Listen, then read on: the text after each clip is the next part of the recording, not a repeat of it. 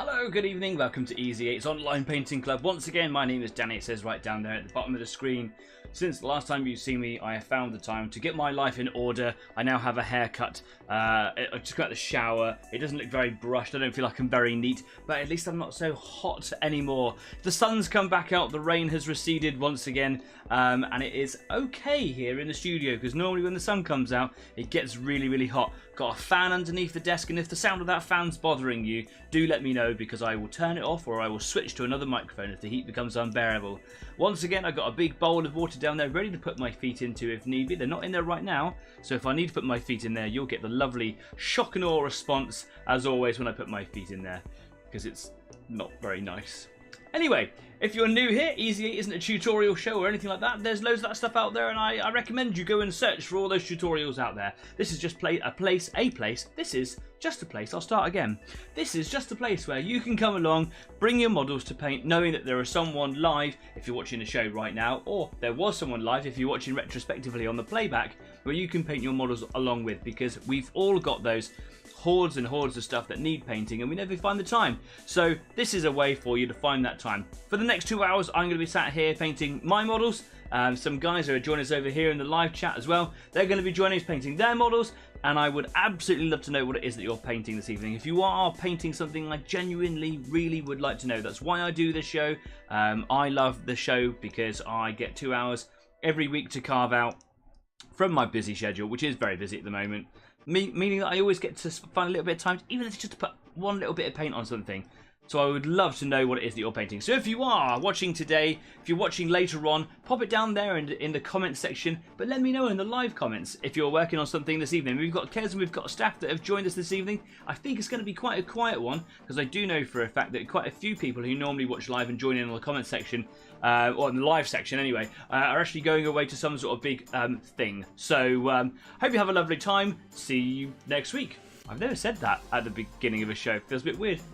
Ken says, I'm working on my civilian train this evening. I would love to see photos. If you want to take photos, you can share them with us on Facebook, because Easy 8 is on Facebook as well. Just here, there's the address. And just down there is a link to all of our platforms as well. You can also find us on Instagram. You can also find me on Discord at the Easy 8 After Party at the end of the show, where I always like to stick around for a little while and have a little chat with you guys on the video. Or you can just leave messages, and you can share your pictures on there as well if you want to. There's loads of stuff over there. We're also on Twitter, and like I said last week, Twitter is really not taking off at all, and I'm okay with that. I don't like Twitter. I don't really know why I did it. I'm going to leave it up there for a few more weeks, and then I won't deactivate it, because maybe one day, like, Easy 8 will get really big, like, you know, 1.7 million followers or whatever, and maybe it'll become a really useful tool then, and I've already got the domain name set up. But it just bothers me. It just sends me rubbish alerts, and there's no one really following Easy 8 on Twitter. And to be fair, I kind of use Facebook in the same way that you would really use Twitter. It was just to see if I could get more people into the sphere of influence of Easy 8. That makes it sound like a cult. We are not a cult, although it would be the best cult going, because there's no dodgy business and you just get to paint your models and talk to other people about nerdy stuff. So yeah, not going to start a cult. We are not a cult. No. Okay.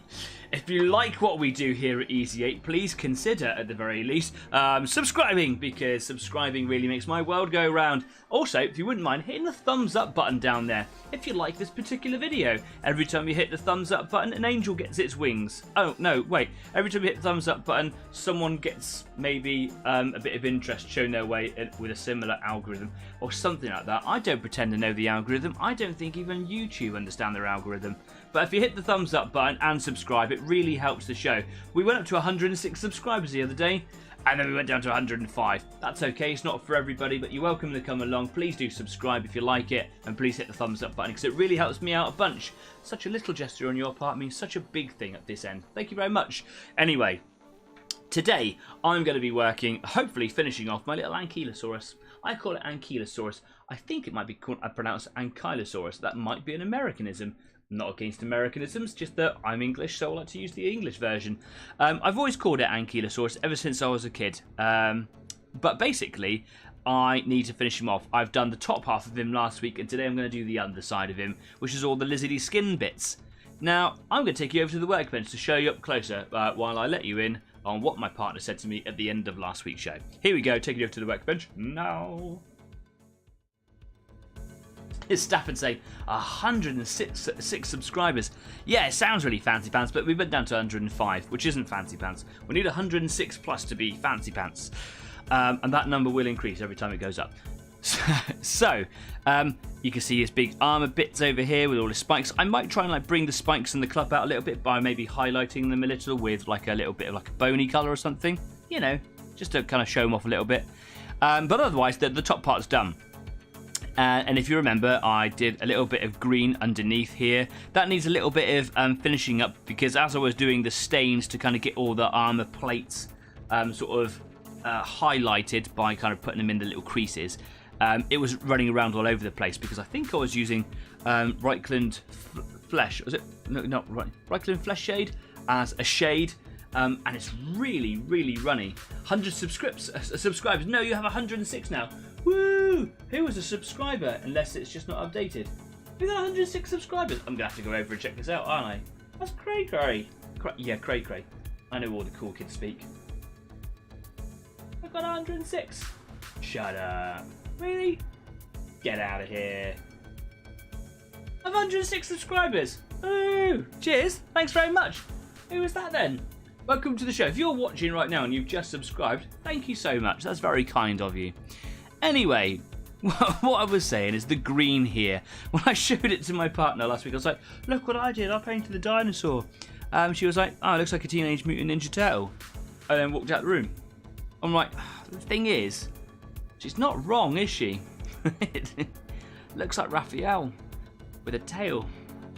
So yeah, the mission today is to do the green bit and finish it, and I might even give them like a little bit of a paler belly colour, because lizards tend to have that, don't they? Tend to. In my mind, they do anyway. But yeah, I've got to try and stop him from looking so TMNT, because I don't want him to be a Ninja Turtle. Do him a little red bandana, can I?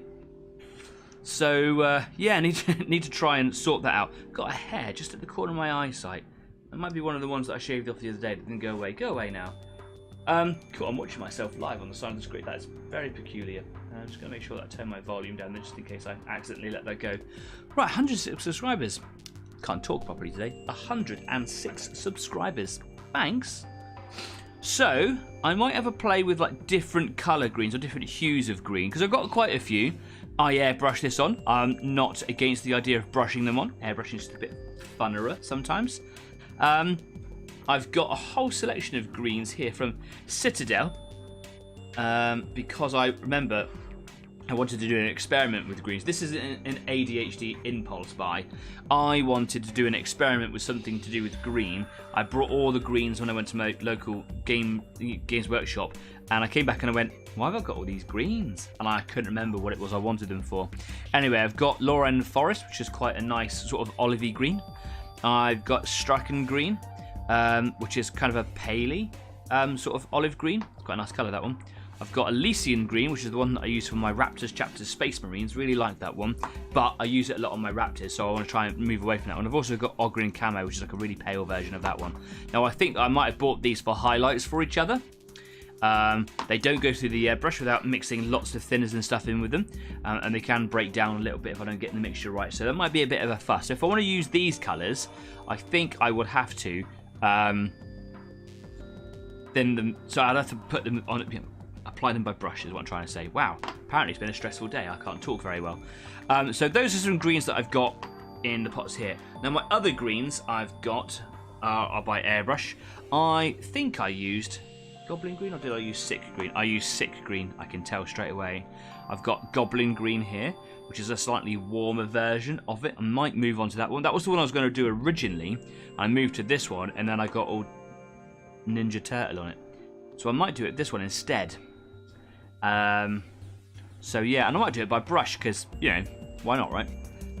So yeah, any ideas that you guys have got, I'm all ears. I want to do in green. There were lots of like suggestions I could do in browns or even reds and things like that, and I'm not against the idea of doing dinosaurs in all sorts of various colours, but I just kind of had it in my head that he was green with a brown shell. But I would like to do like a paler sort of tummy colour under here. Now I could do, for example, I could do him like maybe Straken green, and I could do this as like a paley belly colour. That might look quite cool, right? So yeah, I think there's only one thing for it. I might even give this a go by putting it in the airbrush, because I've only got to paint this one little miniature, and I'm sure I can finish it tonight, right? Right? See what happens, eh?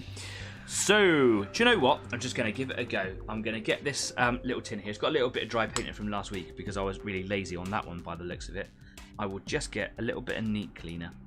I'll just put a drop in there, and I'll use this little bit of cotton wool, and I'll just clean it out. And it's funny that it's really good at cleaning because it is a cleaner.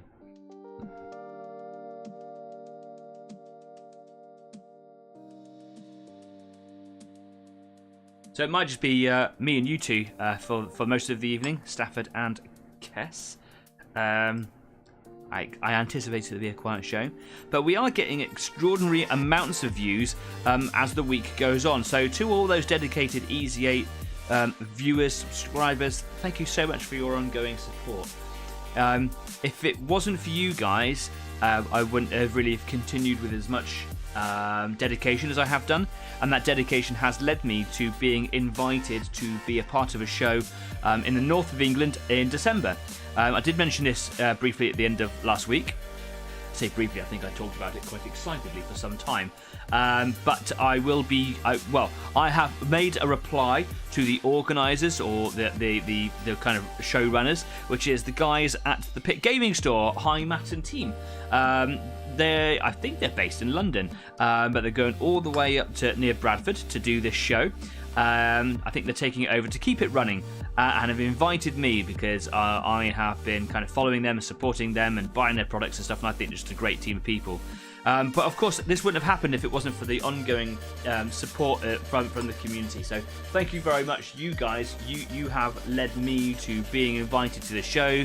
I'm going to have a presence there the whole day, and even be a judge in the painting competition, which will be fantastic. I've yet to hear a confirmation on that, but I'm looking forward to speaking with the guys very, very soon. So hopefully I'll be going. That'll be wonderful. Stafford says, why do I have a heart on that comment? Oh, yes. So do you remember the other week I was saying that I had hearts in the live chat thing, and I don't know where they'd come from. I thought it was from my streaming software. But it's actually on YouTube. It's some sort of new like reactions sort of thing that you can use if you want to. Push one, see what happens. It's not on my screen today. It's moved away. So yeah, don't know where that's gone. Maybe it was just that it came up while it was a new thing, perhaps. I might give this colour, this Straken green, a colour, because it might just sort of tone it away from that quite intense turtle green there.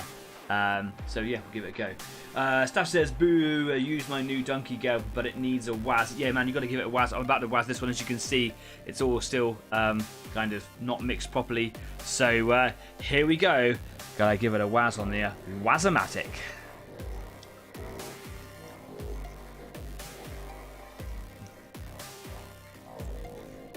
I don't think I've actually even used this green before. I don't even know why I bought all these greens. I'm sure I had this kind of really cool idea in my head. No idea what that was about.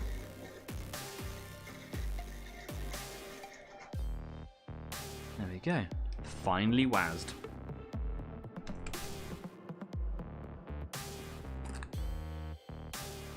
Lovely. Do you know that's not a bad green? And I think that's... It's a little, do you know what I mean? It's a little bit, it's a little pale olive, isn't it? I want a nice lizardy colour, but I don't want it too comic-y, or too cartoony, or too, you know, gamey. Because all the colours that come from the Game Air range, they're designed to be bright and vibrant and a bit over the top, really, for... I'm not going to call it a realistic dinosaur, because I'm not, you know, I'm not that good. But maybe I could use Lauren Forest. So I'll give this one a waz and see what this is like. Who knows? I've got the show playing live on my phone just beside me, and I'm using it to make sure that the colour saturations are all correct, that my lightness levels are all good. It's much better than the monitor that I'm using.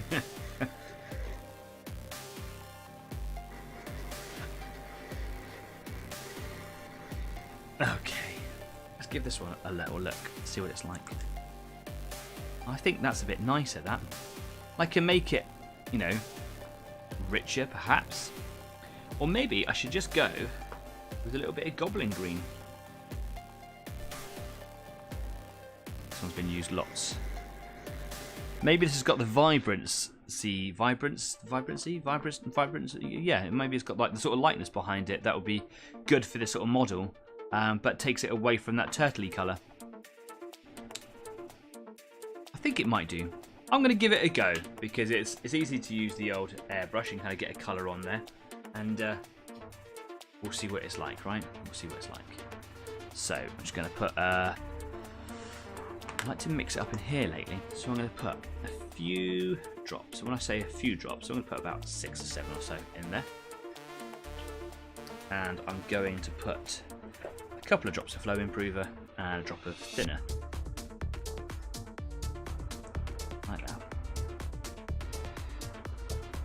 Where is my thinner gone? Lost my thinner, there it is. I really need to change the nozzle in this bottle because it's so wide, it pours out really fast. I only want 1 drop. There we go, because 1 drop of thinner goes a really long way, especially when you start adding things like flow improver in it, because you're just diluting the paint at that point. Anyway, Christulus. Do you know, I can never pronounce your name. I'm so sorry. Christulus. What are we painting today? Hi, Christulus. Thank you very much for coming along. Nice to see you in there again this evening, mate. I am trying to finish off painting my little Ankylosaurus, whichever way you prefer to pronounce it. Ankylosaurus. I always called it Ankylosaurus.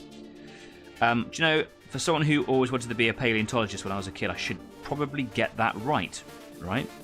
Ankylosaurus. I would still love to be a paleontologist. One of those things that I've always wanted to do, you know, to kind of like honour the child that I was, who was so fascinated in dinosaurs, was to, you know, go and do a degree from home, hopefully. It's very difficult to find a paleontology degree that you could do from home, because I've got a job and a life and stuff which I'm not willing to sacrifice. But I would love to do it from home, become a paleontologist, not because I want to take a career up in paleontology, but just because dinosaurs are fascinating and I want to learn. And also, you know, to my dad, who brought me up reading really early, I was able to read at a ridiculously young age. My maths was rubbish, but my reading and writing, spelling and whatnot was fantastic, because I was reading dinosaur textbooks at the age of like 2. And of course all that knowledge is now completely useless and outdated, but the fact is, I was able to do it. So yeah, I think it'll be a nice way of honouring my dad as well. They're like, hey, I'm now a paleontologist, Dr. Danny. Anyway, let's get a little zoom in here. Here's my little dinosaur. As you can see, a little on the darky green side, a little on the Teenage Mutant Ninja Turtle. So I've got some colour in here. Let's give this colour a go.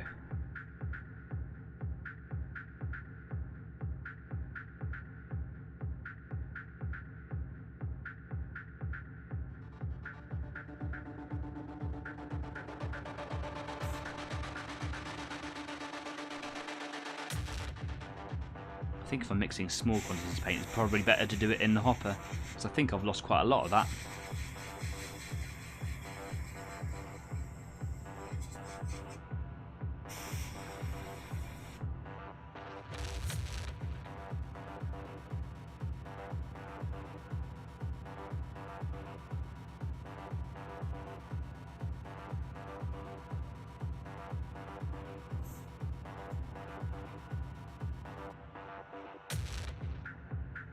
How close can I get it?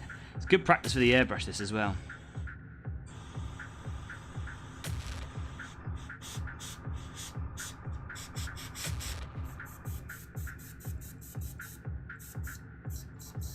Yeah, see, that's not nearly enough, and it's kind of left quite a residue in there. So if I'm using large quantities of paint, it'd be a great thing to do. So, well, you know, you live and learn, right? So what I'm going to do is I'm just going to pour a whole load of this paint in there. There we go. And now I'll put some thinner in there, perhaps. There we go. Now put some flow improver in there. Flow improver is just an absolutely fantastic thing. I like to use it just as a thinner, really. It will dilute your paint down, but it really does help the paint flow through that airbrush.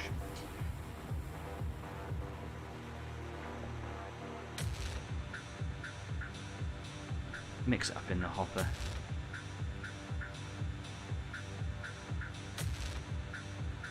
There we go. That's better. Right.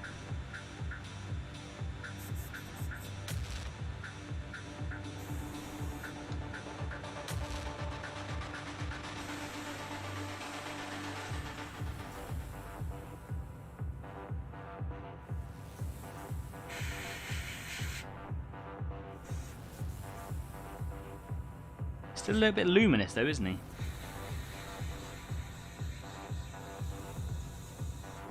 Maybe I need to hit it with some filters and things. That's what I'll do in a minute, I reckon.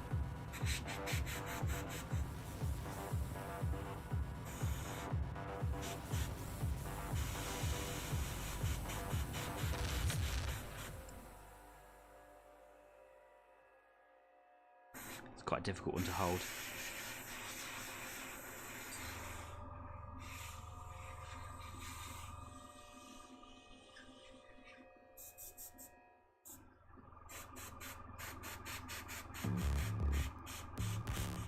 Now, of course, it would be quite tragic if I went over the armour by accident, so I am trying to really take my time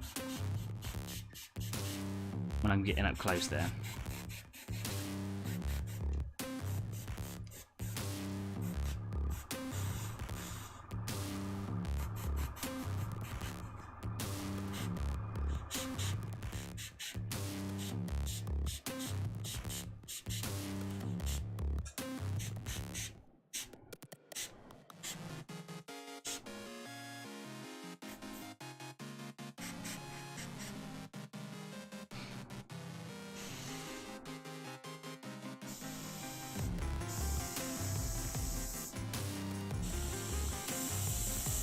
Now the way you make a really fine line with an airbrush is getting in close, and you can force as much air through really as you like, but you want like a small flow of paint.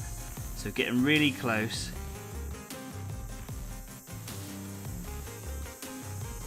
It's really difficult.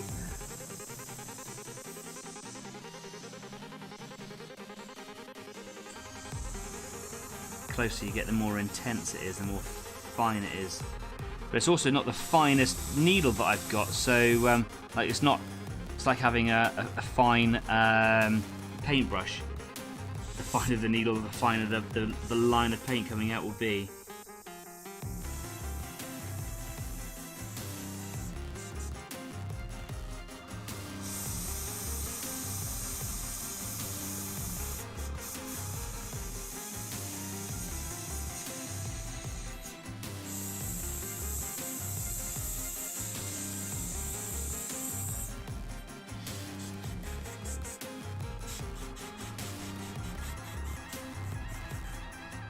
Okay, this is a tricky little guide of paint.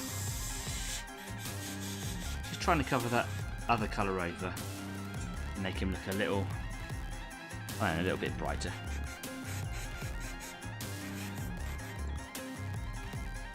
I might hit him with a filter in a second, I think.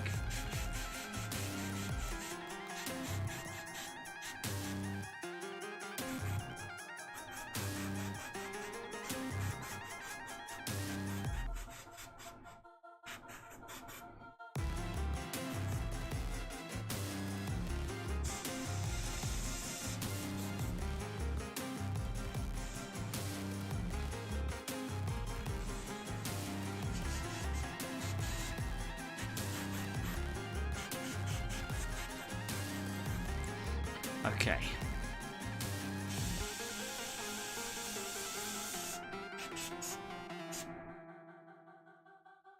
I think that's all right there, really.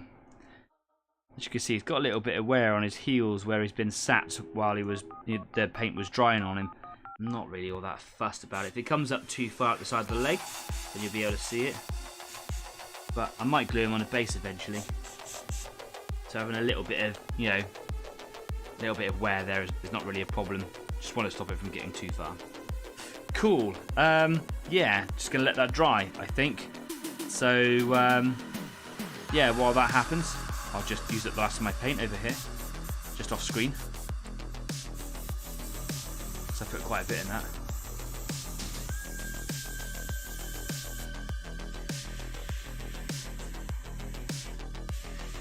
What I kind of want to do is I want to make like a bit of a tummy colour, just a bit paler. Kez says, would the masking tape that I gave you not work on this model, the stop over spray?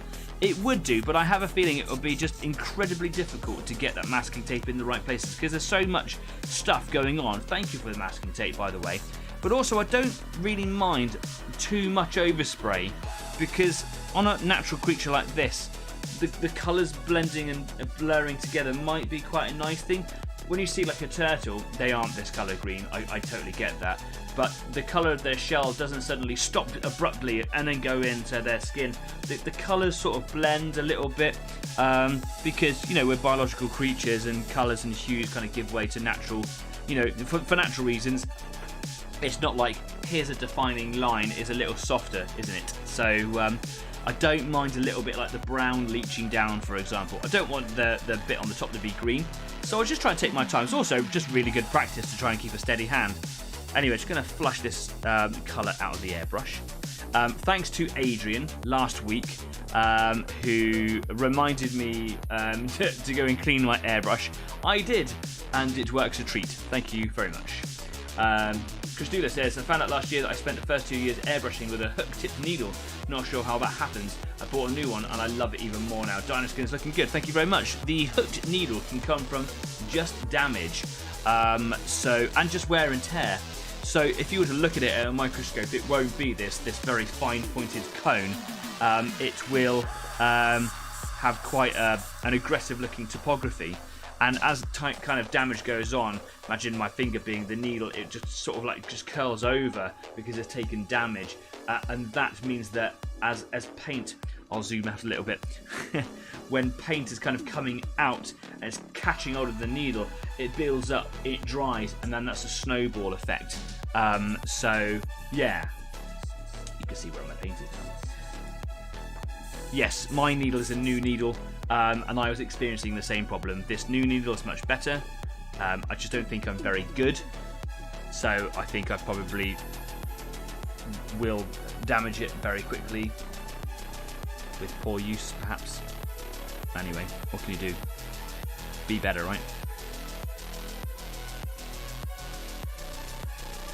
On a model this size, really, with the amount of colours and things that I'm going to be using, I should probably be using a brush. Just like using the airbrush. I'm on an airbrush phase at the moment, you know. If I was doing one of those really lovely 1/35th scale, beautiful resin sculpts that you see in dinosaurs, I'd be using the airbrush mixtures of both, really, and I'd be really trying my best to not ruin it. But these tiny little models, while they're very good models, and I don't think that, you know, that in comparing quality, that there is a very big difference between a 1/35th model that has, you know, hours and hours of sculpting something that was not a printer. I do love them though, that's why I bought them. So, a paler tummy colour skin. I'm going to go for this Ogren camo and see what that's like. And then I might do a filter over all of it. But this needs a WAS on the Wasmatic. Stafford says, painted my roof grey slate. I don't like it. Uh-oh.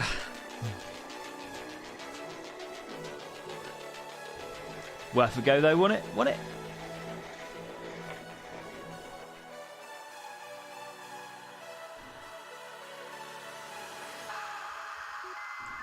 Oh, that's a fresh pot.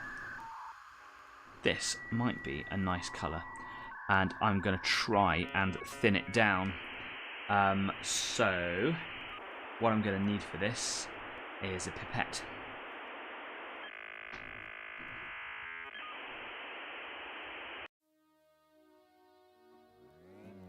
Oh, this is an experiment on the fly, this is.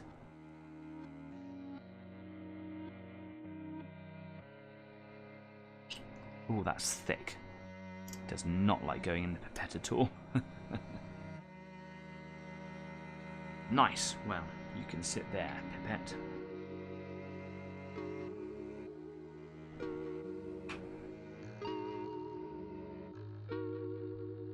Just get a mixing brush in there. Let's give it a go. Bit of water in there. Let's come out of the brush. That's kind of probably going to help.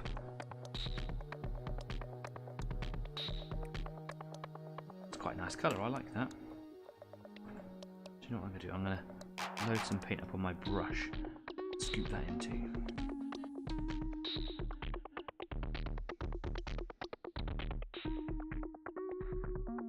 I only need it to blast for a couple of seconds, really. Just kind of while I get that colour in the right place. I've actually got it coming through. Oh my goodness. Okay. I'm going to unscrew the end of my nozzle here.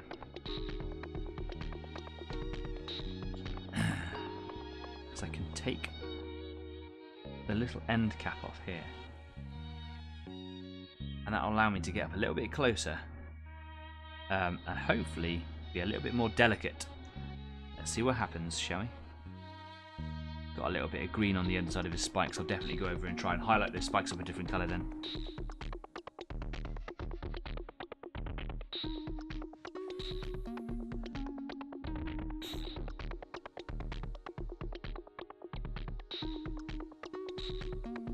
So softly, softly, basically trying to do a bit of a glaze with it really, and just bring that transition, colour transition in naturally.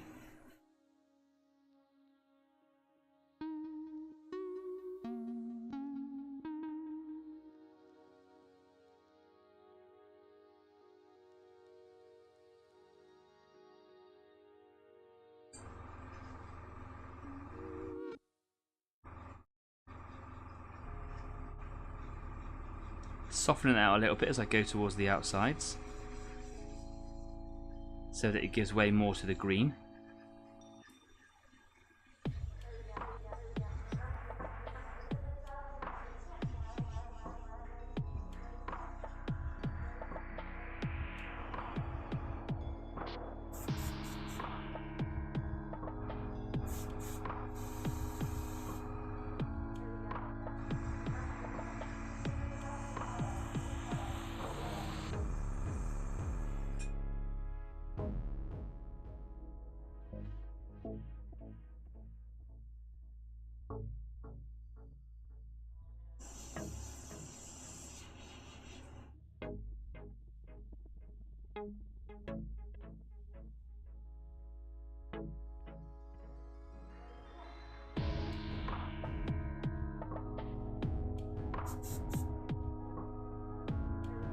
I understand that I've gone very quiet, so I'm concentrating. Ooh, but I really like it. I think it's going really well.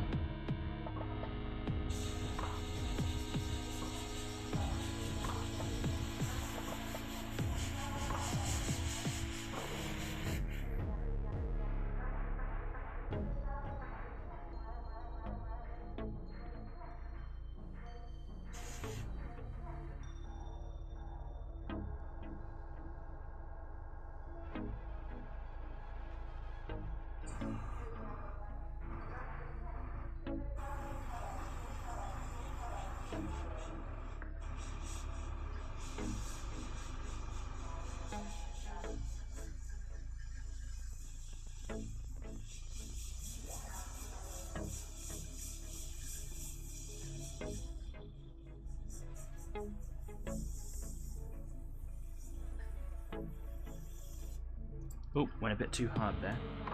So I'm going to just use my finger to hopefully just move that little spider webbing away. So when you go a little bit too hard with a slightly over thin paint, or the beads will just kind of like run away really quickly, and it will dry really quick. So if you don't get in there to sort it out, it will spoil your scheme. Drying up a little bit on the needle. Kind of move that away. Looks like an avocado. It looks like avocado. I'll filter it with brown in a minute, it'll be fine.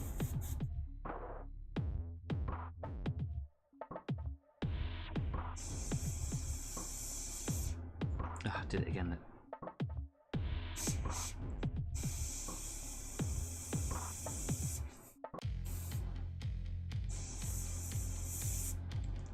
Steady, steady.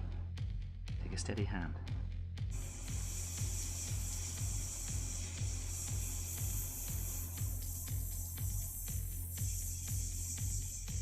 There we go.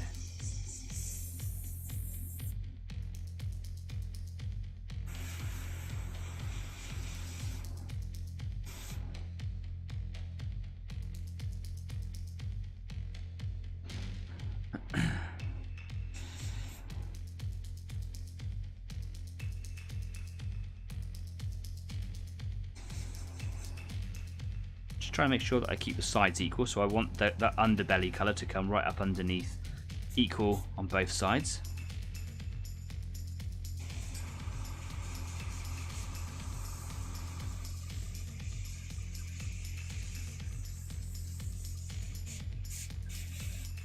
Oops. A little bit of a blast come out there, and that's going to leave a little bit of a pattern stain. So just going to hit that with some air really hard. Spread that out a little bit. That's a shame.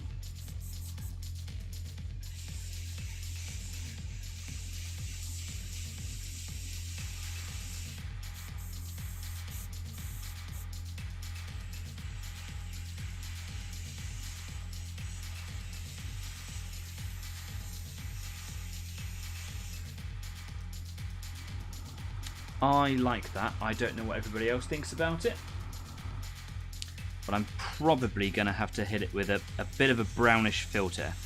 Now I might just, I could just wash over it with Seraphim Sepia or something like that, but I might just see how it looks if I just kind of, you know, give a slight tinge with the airbrush. I could do that really lightly all over, and it might make it look really cool.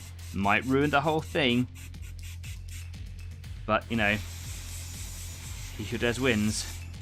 Or loses, I suppose.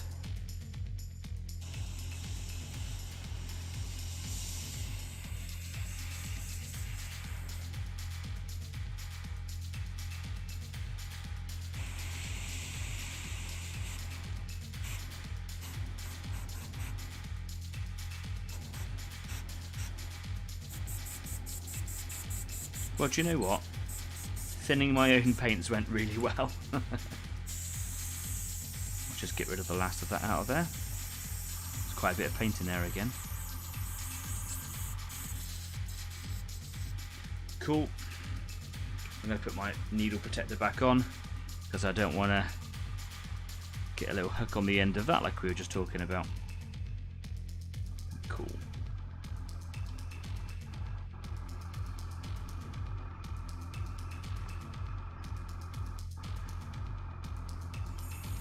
What does everybody think? It does look like, yeah, Teenage Mutant Ninja Avocado. It does look like avocado, doesn't it? Like, it really does.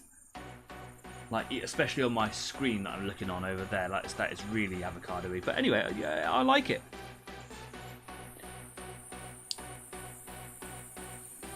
Now I'm looking at all the colours that I can use as a filter. Lots of browns. Browns would be very good colours to use here.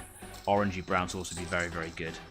I'm looking at just Citadel shades at the moment because, well, they are very much the consistency I'm looking for here, which is basically just water. This is Reichland Flesh Shade. This is what I was using on the armour last week. It might be a nice unifying colour to use all over him, but it's runny as. And also, when you open it up after a little bit of shake, it's really frothy. But if I drop that in the airbrush, when it dries, it might dry. It will dry very quickly. Really struggling with the words. Seraphim Sepia. I like Seraphim. I don't think there's anything wrong with it. I might just use this. Yeah. Go with what you trust, right? Just washing out my pipette there.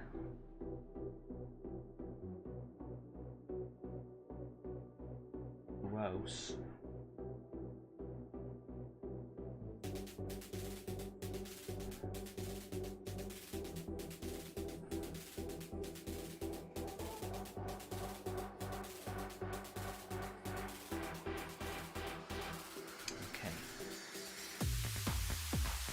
Gonna get a bit of Seraphim.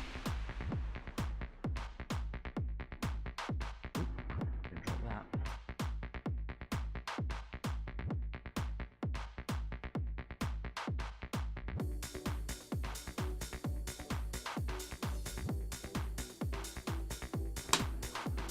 close up my paints. Thought I was going to need them, but I've left them open, and that's how paints dry.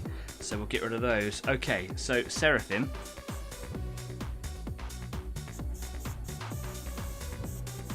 I think my needle's a bit dried up. Let me just get a little bit of cleaner on a cotton bud, because that will allow me to clean that needle tip without damaging it.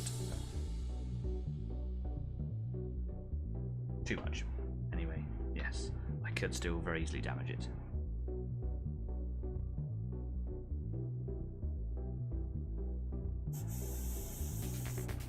Okay, actually got quite fine control over that. That is lovely. But it is almost certainly because the needle is dry.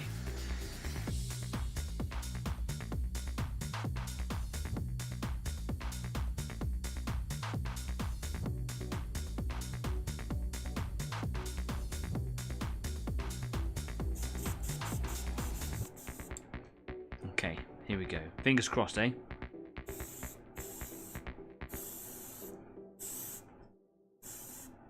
Oh, that's just so much better. It's just so much better already.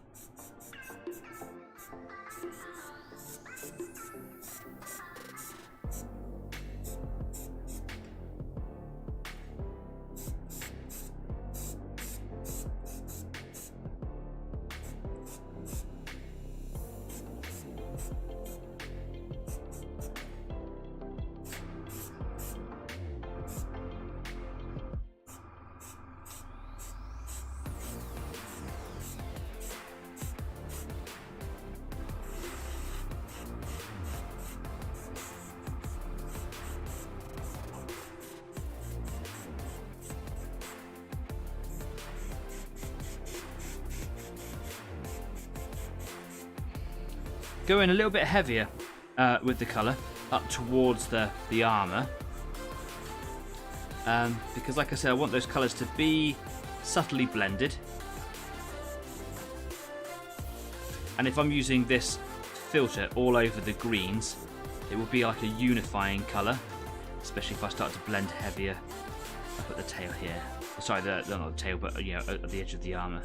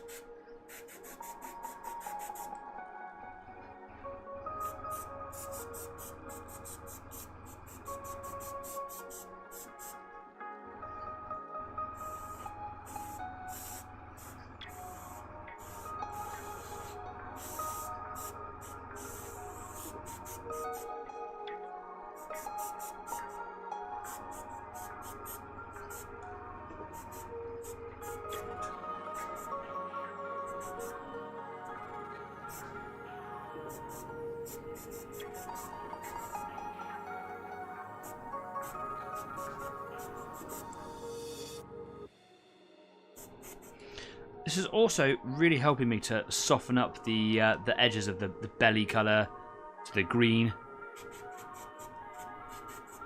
It's being quite a magical little thing. And what I will still do is still add definition into like the creases, you know, like around the hip here. I realise I may have just been off shot for quite a bit of that, I apologise. But just like on the edges of the hip, you've got all these skin creases that will really come out with some definition. So I can add some washes or something into here by brushing a little bit and really sort of bring those little areas out. Ooh, that's quite heavy there. And if I was particularly good, then I could be doing like, you know, nice patterns, but that would be better on a larger model. So I could actually do like stripings or sort of mottlings and things like that.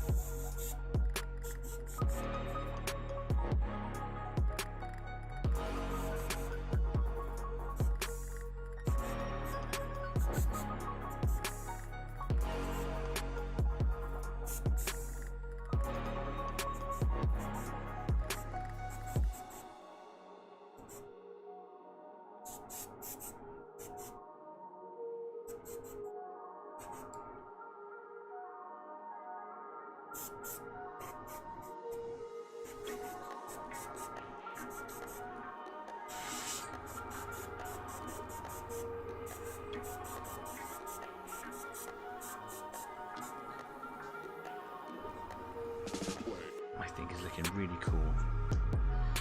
Right, let's get the last of this colour out. That may have been it.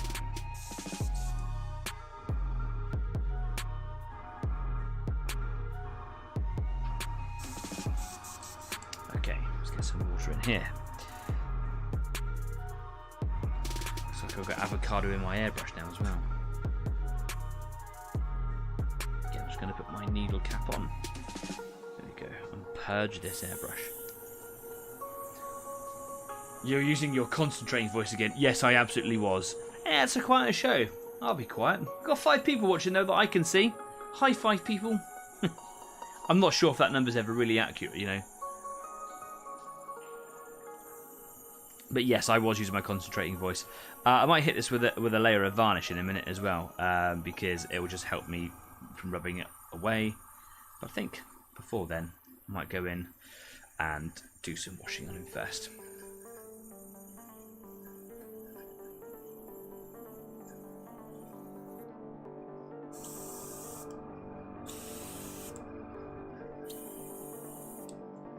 I think I've got a little bit of dry paint on the needle on the inside of the nozzle. That's to be expected when I'm using those paints that aren't actual airbrush paints, but it won't be a very hard job to clean it. I just want to make sure that I do it at the end of the show. Otherwise I'll have a crappy airbrush all over again. Oh, I like the avocado look. It wasn't what I was intended, but I quite like it. I think it's alright, that is. So yeah, some washes in a minute. Might try and like blend in the armour edges and try and kind of bring those creases out a little bit. Might also give him a little bit of a dry brush and just kind of bring out some of the... He's got some scutes and some scales and things on there. But I don't want to go too heavy with dry brushing because it's a printed model and the resolution is quite low. You can see there's a lot of like layer lines on the leg there. I don't know if you can see that very well. It's very noticeable on the rear legs here. I don't want the dry brushing to bring that out. There's also lots of like little support holes and things in there where the supports have been kind of rushed or not removed so easily, and I didn't do a very good job cleaning them up. They're on the underside, so they won't show up very much, but anything will be enhanced if I dry brush it like that. So any dry brushing will be very, very delicate. Yeah, and try and bring out some details on his face a little bit. What I'm going to dry brush him with, I don't know. Maybe I'll do a really pale version of this colour that I just used for his belly, or maybe just that on its own because I won't have the wash colour on it, which has really blended everything together. I really like that. It looks really cool. Ankylosaurus, good. Still going to bring those spikes up though, I think, because I think it needs a little bit of oomph to it. You know what I mean. Anyway, of course, we are sort of at that time where we go for a quick break.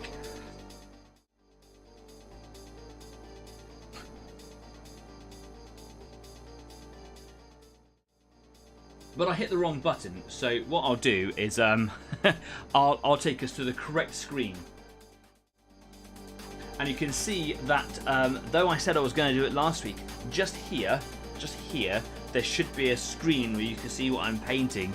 I call it my intermission screen 1, where I kind of introduce you to the idea of an intermission. But because I changed my camera a few weeks ago, I still haven't updated it, and it's literally a 2-minute job. It's a 2-minute job, and I'm really sorry for being so unprofessional. So maybe at the end, just scream at me so that I do it while I'm on Discord will be great. Anyway, I'm going to disappear for 10 minutes. Going to go and get myself a cup of tea, and yeah, you should go and change your paint water. Go do it. Go on. Bye-bye. See you in a minute. Bye.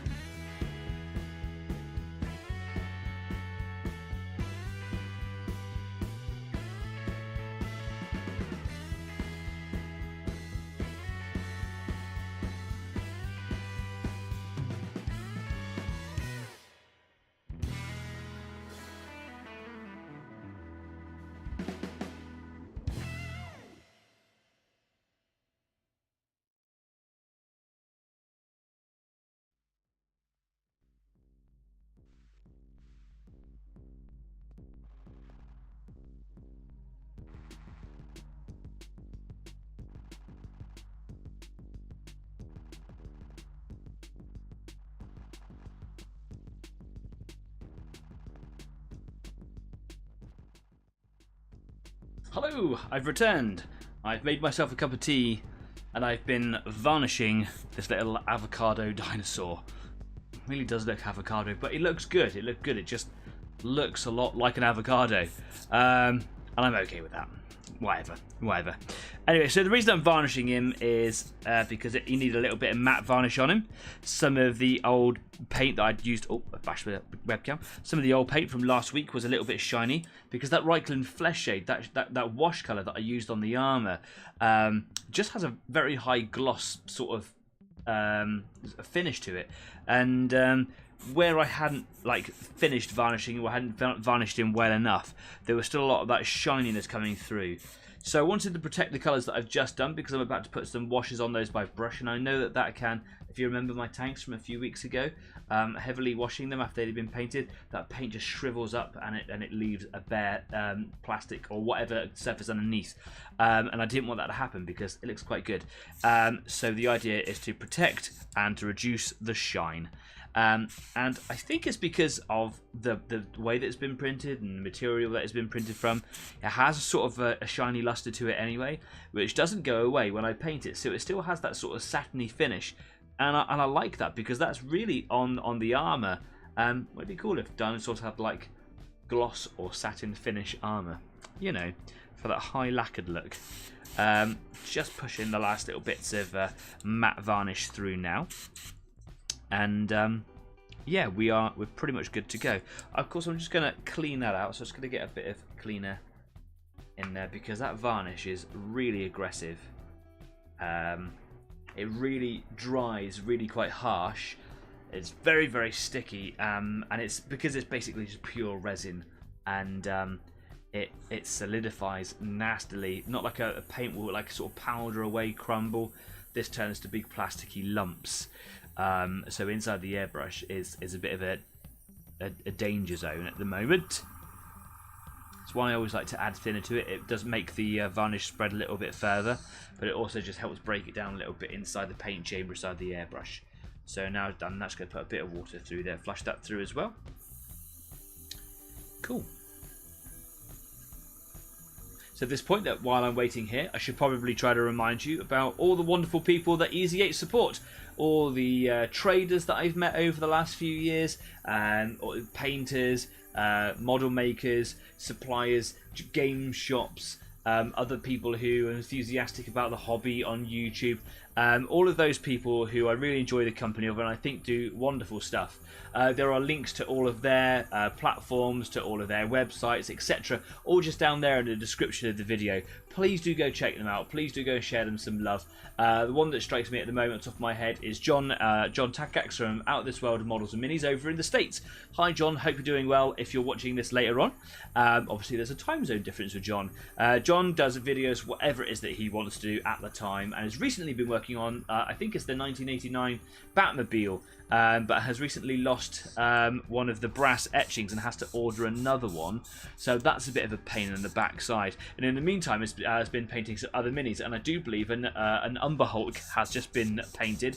I haven't seen the video yet. If you play D&D, you know what it is. I've seen the little thumbnail. It looks fantastic, and I can't wait to go and watch that video.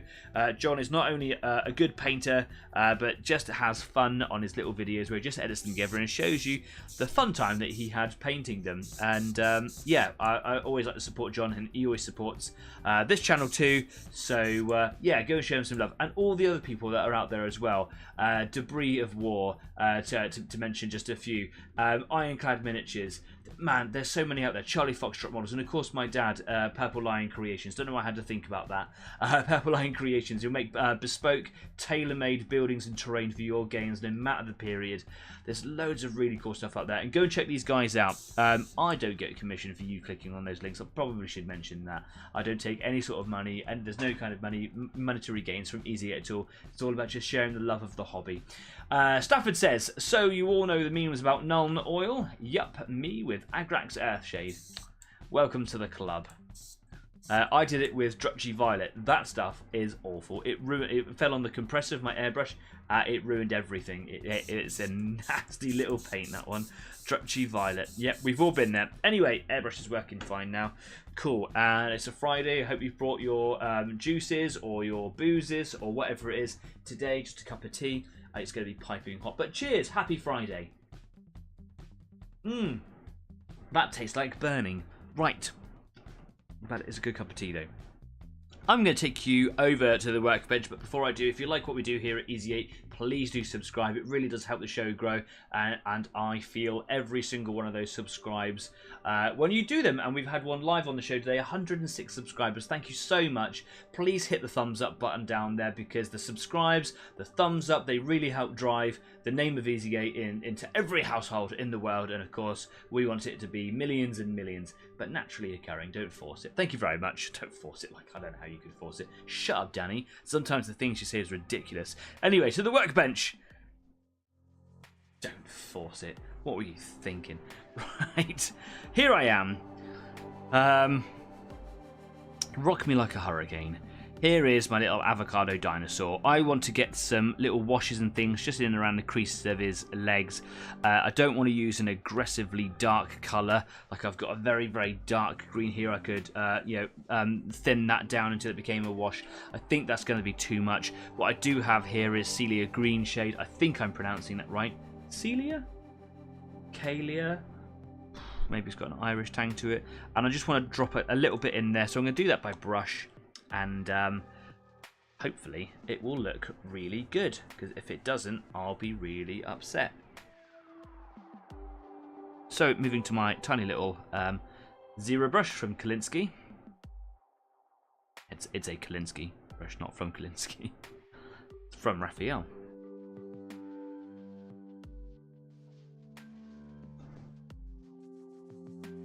Just getting a load of that on my palette over here. If I add just a drop of water to it, I'll make it a little bit runnier maybe. I think I've made that too runnier. Too runnier. Too runny. Gonna put a bit more Celia into it then to help it thicken again. Don't be too runny. I want it to kind of move around a little. I really like this colour, and I don't use it enough. I bought it for a project that I thought I was going to be good at, but the video that I was watching was just way too advanced for my level. Anyway, I have it now.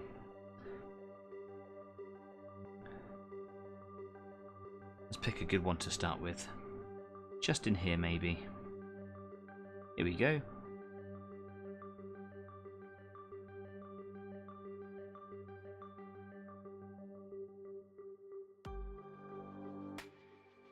Now, I don't want to have big stains or anything, so I'm just going to try and soften the edges of that up with water. That worked rather well.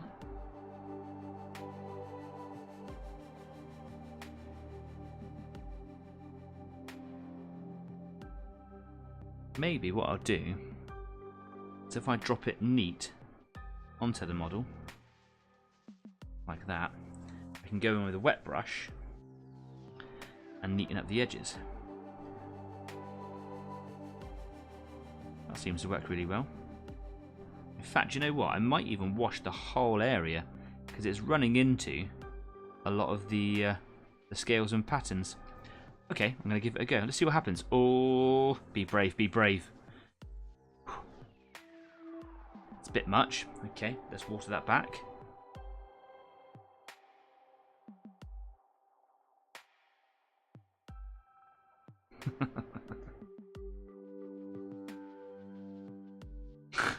I'm so impulsive.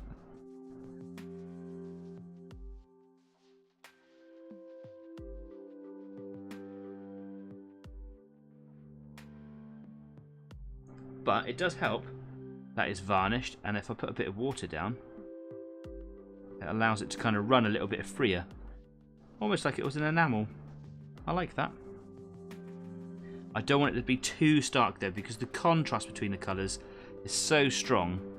I just want it to kind of pick out the shaded areas, really.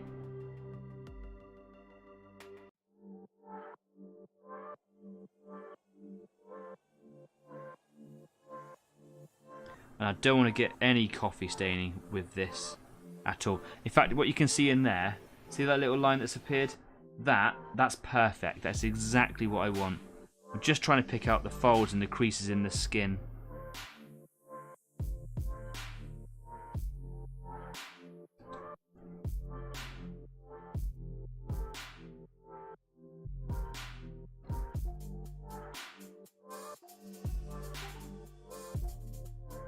A couple of little patterns that have just appeared because I've been a little bit silly with that colour.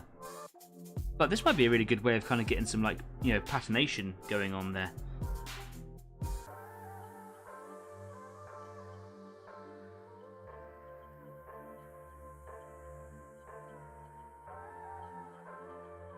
I just drop a little bit of water, wet that area up a little bit, and then come in with some of the Celia green shade. Drop that in. That works really well. It works like an enamel weathering paint.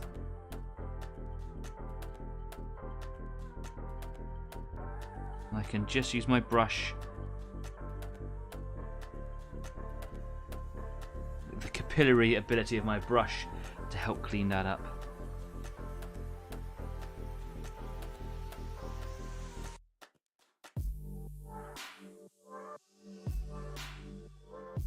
Try something now. Look, you can see what I'm doing, can't you? I'm sort of making stripes.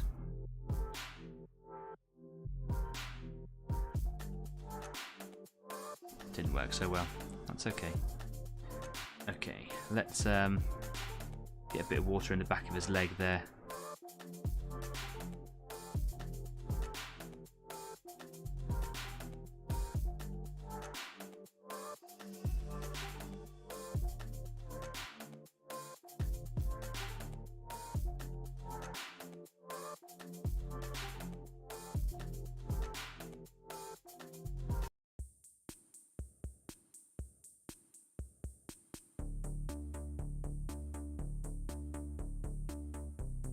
Being a wash, it's so easy for it to run around because it's basically just coloured water. It's so hard to get the results that you want so quickly. You've really got to be patient.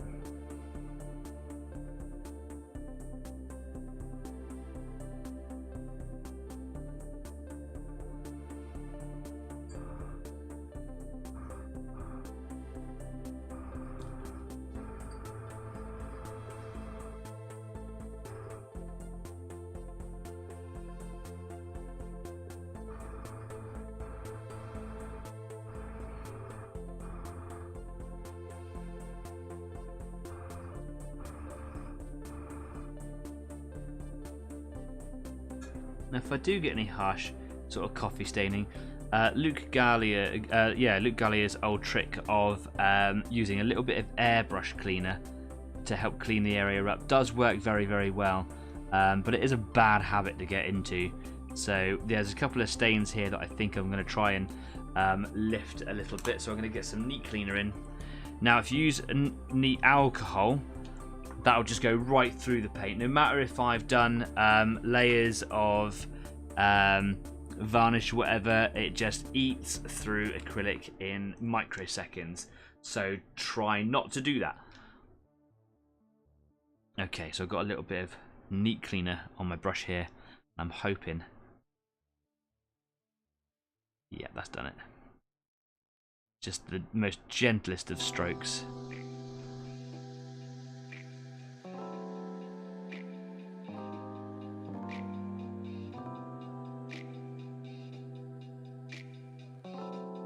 Oh, see, I've gone too hard and I've gone through. I've gone through the brown. Kind of ruined that a little bit. Alright, take your time. Take your time.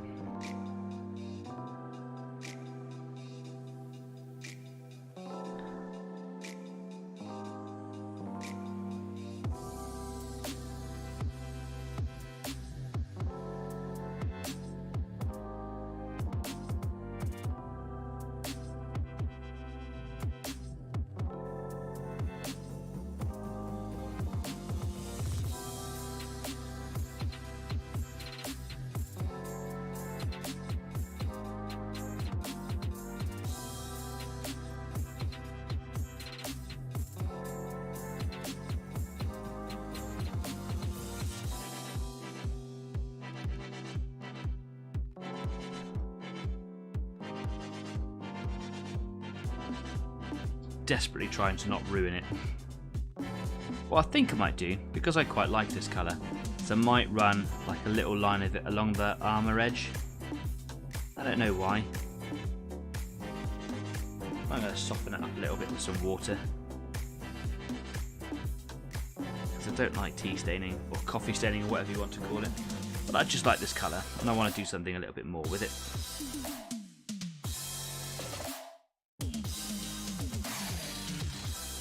Just like that, that's all I want to do.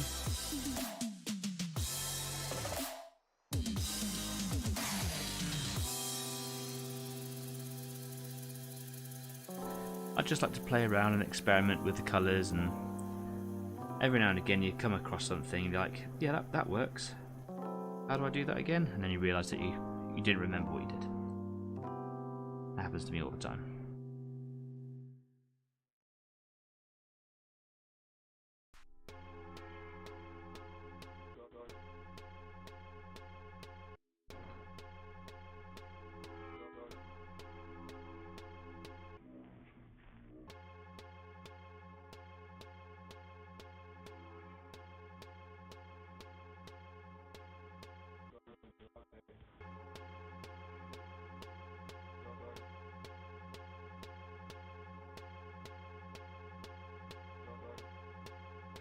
Get a little bit on his face over there, but I washed it up nice and quickly.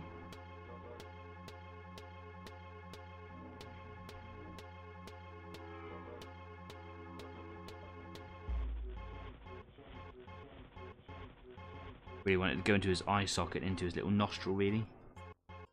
He's got a little nose. There we are.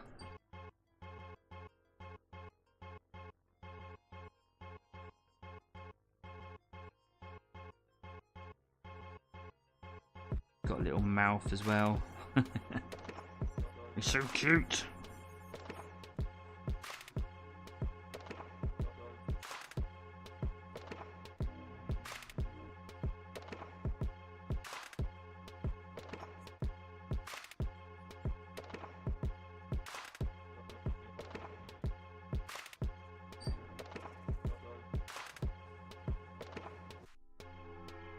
Oops, just flicked my other brush around. Destroying the workshop here.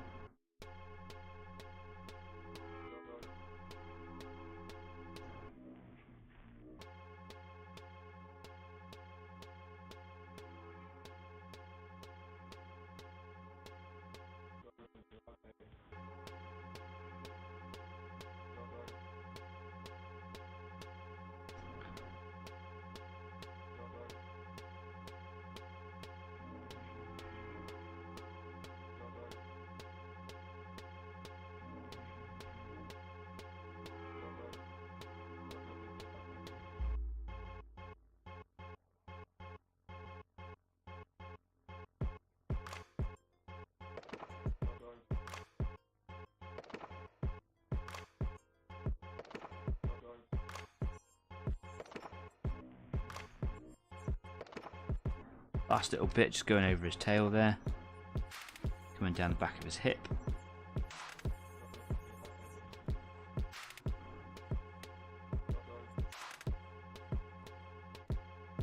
There we are.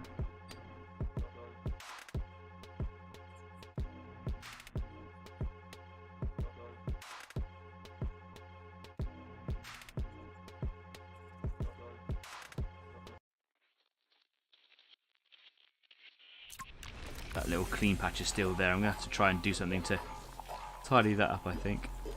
That's a right little schoolboy error, that was.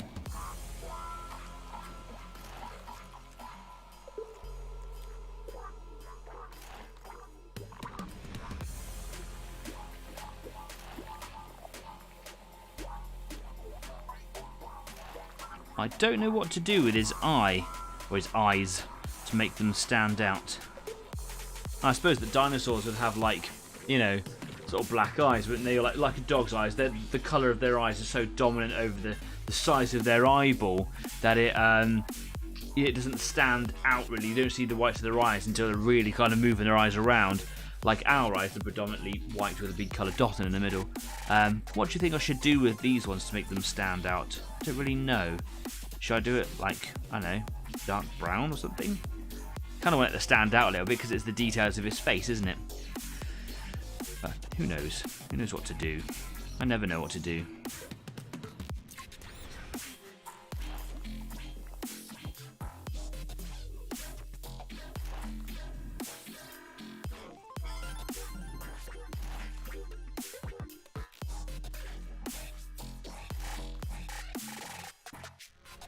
I really like the way he's come out.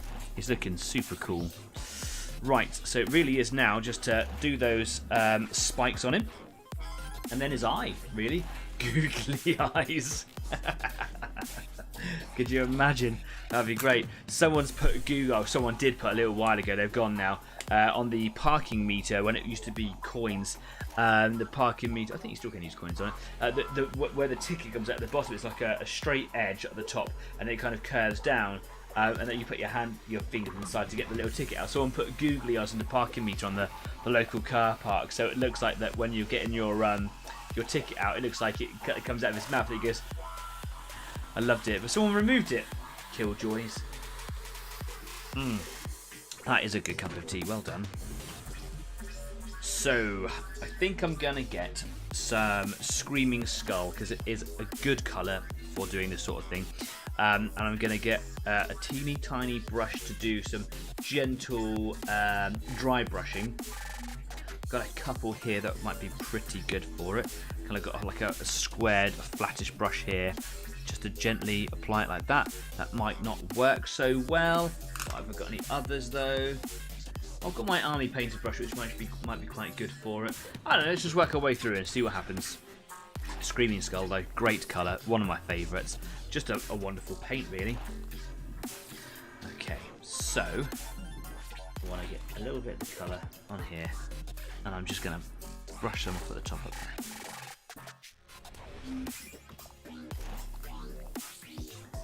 I'd like to have a texture palette for dry brushing, that would be very handy.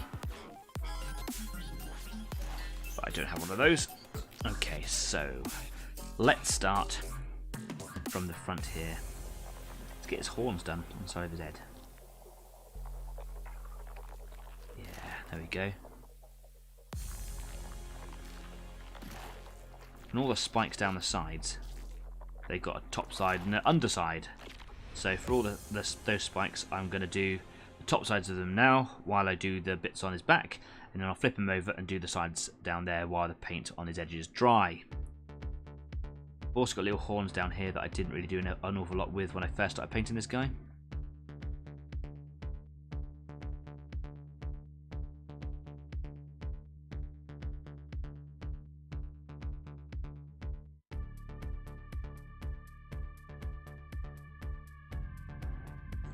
It's quite good already. Googly eyes, brilliant idea.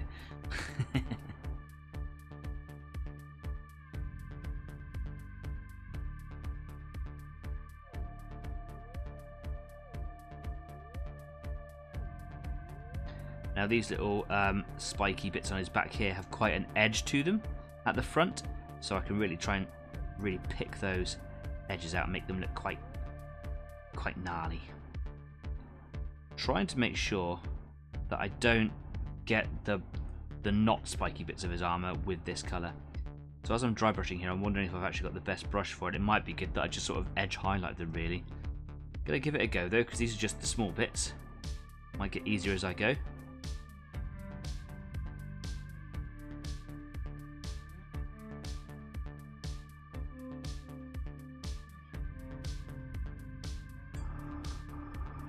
Going to turn my airbrush compressor off, don't need it draining all the power of the house.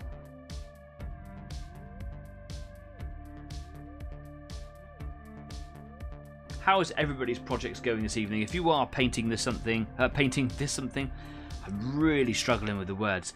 If you're painting something this evening, or even if you're watching it back on the replay later on, how is your project coming along? Are you doing okay?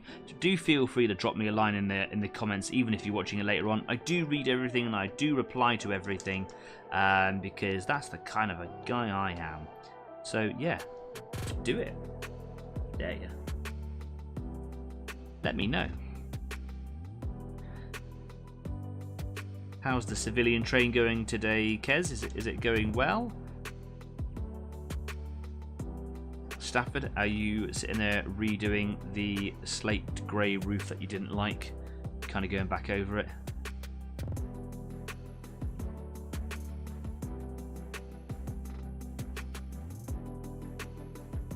Christoulis, are you doing something as well this evening? Are you painting something? How are the little things coming along?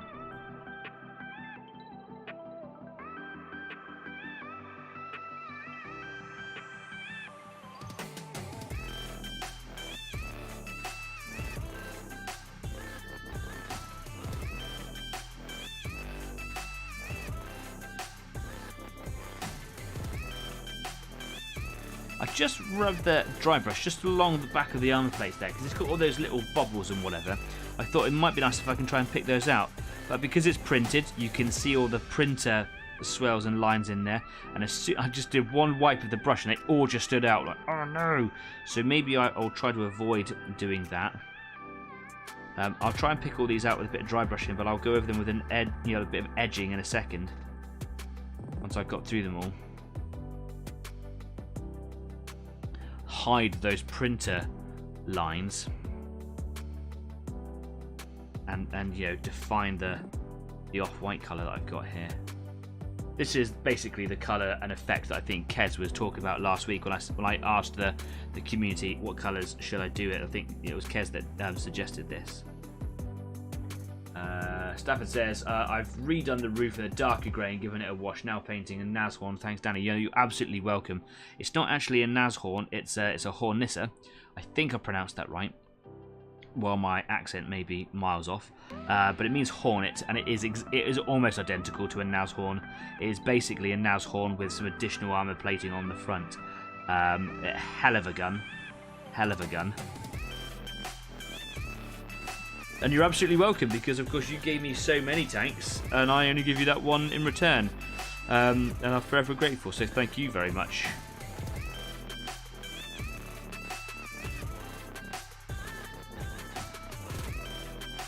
More tanks I can ever play with.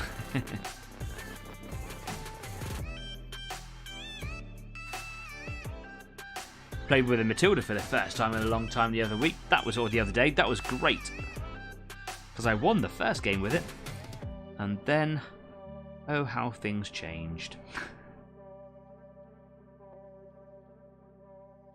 I got a whooping, but the first game I won, and that was important to me. Because the Matilda, it's got a lot of armour for when it goes up against tanks of its early comparison.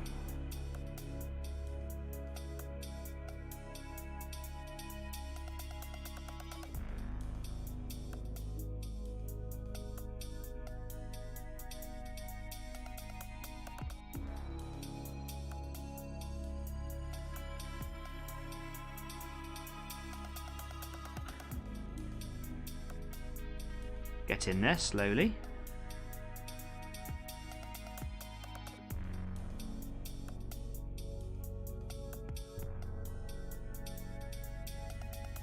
Small tank, bloody big gun.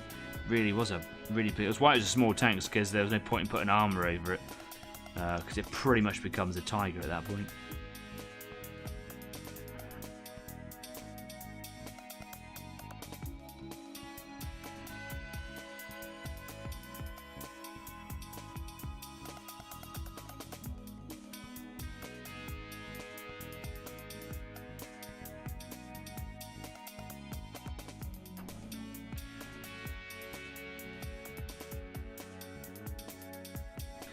Kez, what do you think of the armour? Because I know that it was you that suggested this as a scheme last week.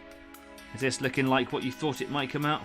But Hetzer, who knew? The Hetzer was such a good tank in that What a Tanker game. If you haven't played What a Tanker, you should definitely go check it out. By the Two Fat Lardies. Absolutely fantastic game. We've had endless fun with it. And of course, last week, a little box of party wine came out at the same time.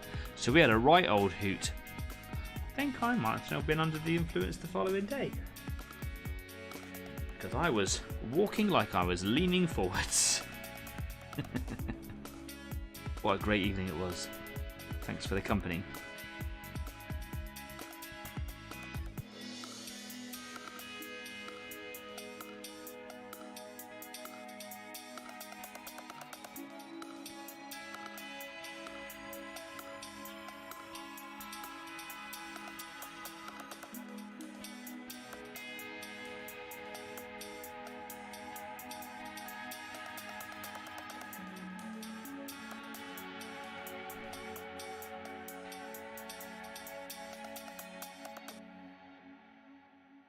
It's looking better than what I thought. Oh, that's a nice thing to say. Thank you very much. Yeah, I really like it. I think it's coming up really well. It's kind of it's what I had in my head, you know, when I was thinking about it. You know, the spikes, you want them to kind of come up brighter, and this is pretty much the colour that I was thinking of. And when you said it, I was like, yeah, someone else says it. This is the scheme to go for. You know, it's what you see in all the the kids' books when you're growing up, right? I can't remember what colour they are in the Jurassic World films, because of course they feature quite heavily in that with the Dominus Rex breaks out and is going around fighting them with the kids that are in the giant marble, whatever it is, that ridiculous vehicle that would never be allowed in a theme park for people just to wander around in. But you know, it made for a good scene when you're getting battered around by a small pack of Ankylosaurs. Ankylosaurs or Ankylosaurus? Now I need more Agrax Earthshade. Yes, I need more Seraphim. Yeah. So do you prefer it, Stafford, now that it's gone to the darker slate grey, or is it still bothering you, this colour?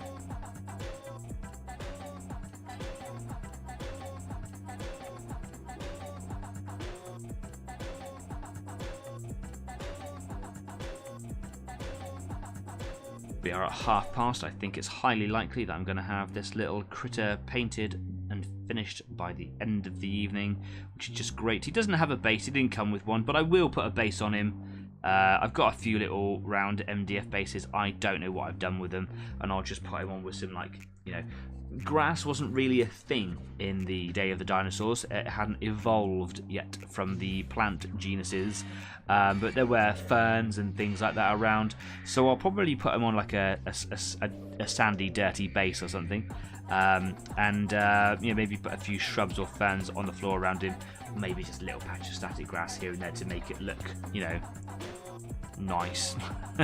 Knowing that they probably didn't have grasses. It's not to say they didn't have grass. They probably had prehistoric versions of it, but the grass that we know, it didn't exist in the day of the dinosaurs. So yeah,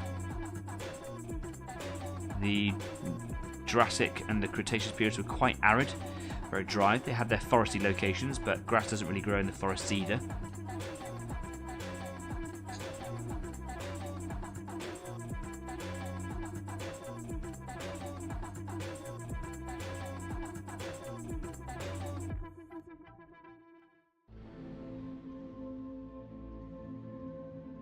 What I'm going to do is I think I'm going to make the whole bony tail club. I'm going to dry brush it as well to make it stand out, because I think it is the thing on the Ankylosaurus, isn't it? I'm going to call it Ankylosaurus from now on. So yeah.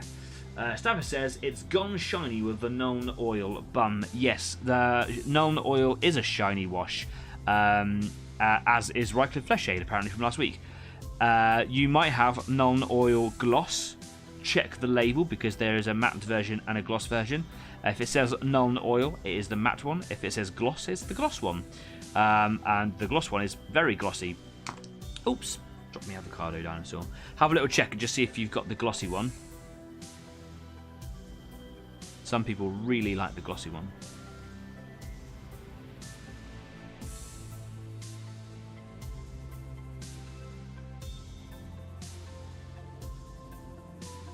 And of course you can always matte it down with a bit of anti-shine varnish, or, you know, anything like that.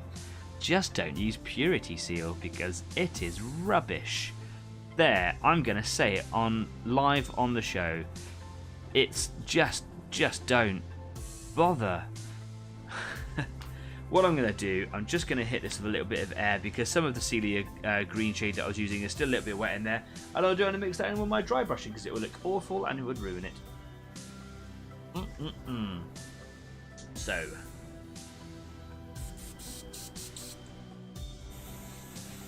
literally just hitting it with some cold air from the airbrush. He does look avocado-y, doesn't he? I really like him though. I think it looks good. To be fair, while the avocado colour is there, it couldn't have gone better in my mind. I was thinking that it was going to be much more pale, but I like it.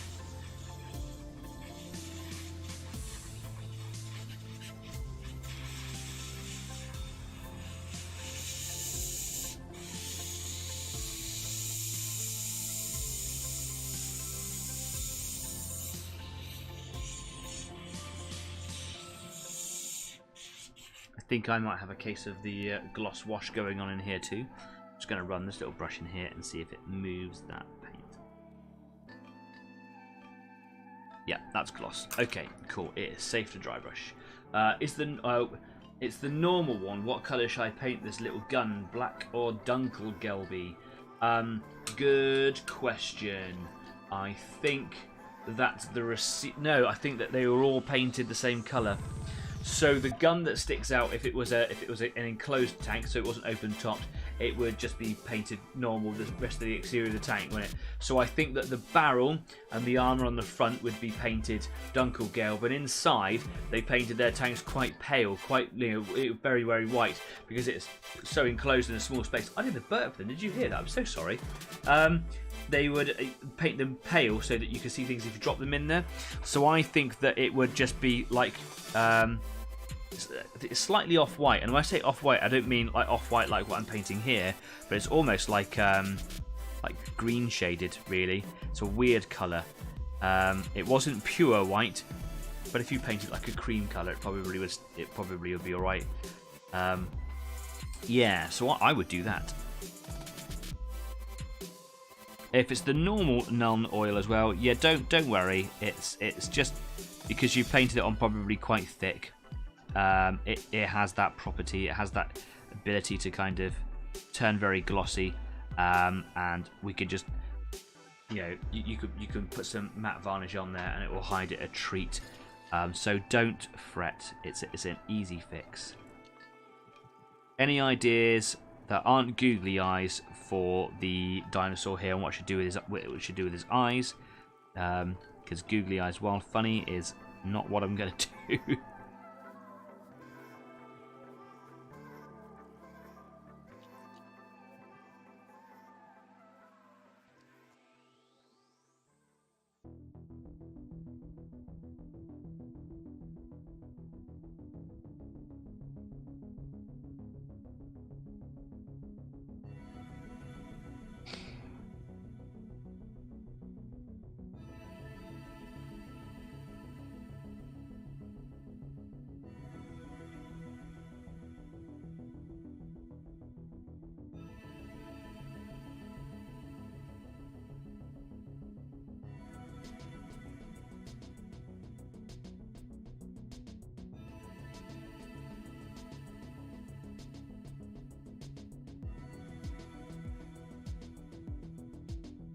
There's a few little lumps and bumps on the underside of these spikes where the supports were.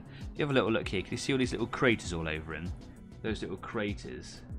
Can you see those little dots on there? If I move in, it doesn't really focus very well. If I zoom in a bit, you see lots of little dots all over his belly. Those little dots are where the supports used to be, and they haven't cleaned up very well. This is not my fault. But I don't really mind. They're on the underside. You're not really going to see it when he stood there. Looking cool.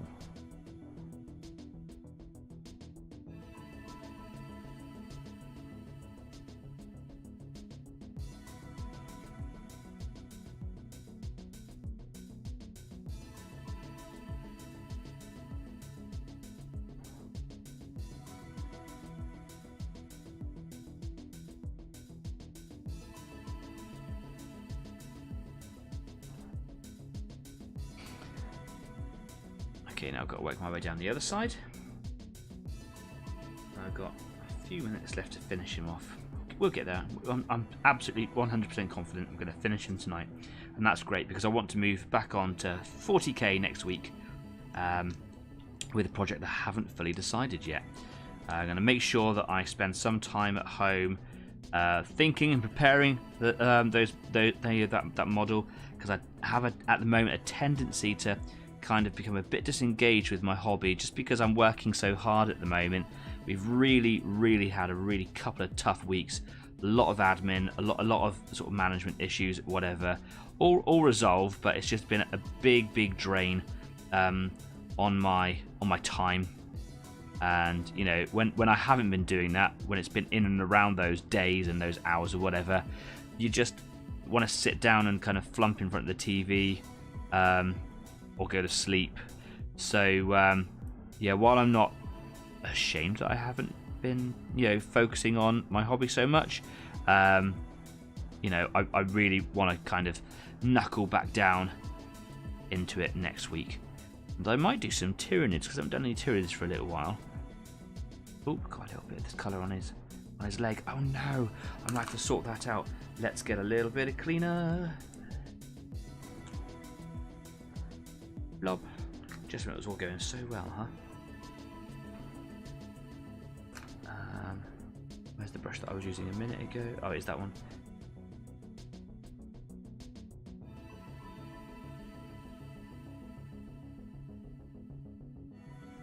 Don't want to remove the Celia green shade that I've just put in there because that is unprotected.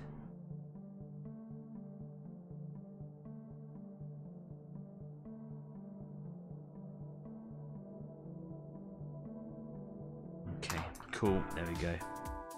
Easy. Back again. Yeah, so as I was saying, yeah, I just want to get I just want to get back into the hobby and painting my miniatures, you know. Not that I've fallen out of the hobby. I haven't like stopped doing it or anything. I've just not been focusing so hard on it lately because it's been a pressuring time. So yeah, I'd like to get back with some Tyranids. But maybe I'll do something else because I've got quite a few projects on the side. I'd like to get into doing a little bit of orky stuff because I've got a few orcs just for the fun of it. I don't collect orcs like as an army or anything. I would love to have a go with them. I'd like to have like a little patrol force or something. So yeah, maybe one day. I've got quite a few sprues and things, but they all require a little bit of attention and making. Of course, what I do have is a box of Adeptus Mechanicus,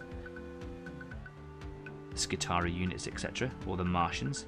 I also have a load of Tyranids that were given to me. All these models were all given to me. So kind is the community. So, but they're all made and ready to go. So they're quite easy things to do while I am struggling for that time. So yeah, I haven't decided what I'm going to do yet. So keep your eyes peeled to find out. But it's time to get back into the 40k again. I should take a little step away from it though. Okay. As you can see, the spikes are all done. I'm really not getting in close and doing super detail on them, getting right up close. I like the way they blend in. You can see here the way that they blend in to the surrounding skin and armour on there as well. Looking really good. This one here broke in transit, but I like the fact it's broke because, well, they would break, wouldn't they, really? And now I'm just going to spend a bit of time just dry brushing his tail. And this brush is working for me, so I'm going to stay with this one.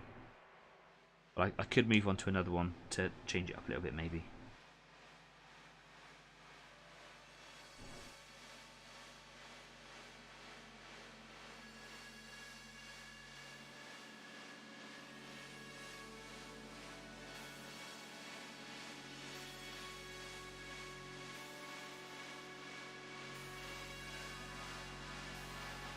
Now I'm going to change it. This is a totally different sort of surface to be working on. Got a nice big bushy one here. A little bit on the stiff side. I'm just going to dab a little drop of water from my fingertip into the bristles in there, and that will help the paint from drying chalky-like. Which is a big thing when you're dry brushing. If you do true dry brushing, it kind of goes on powdery and looks pretty awful. Tiny drop of water in the bristles of your dry brush will help the paint sort of smear on a little bit, and it's much better.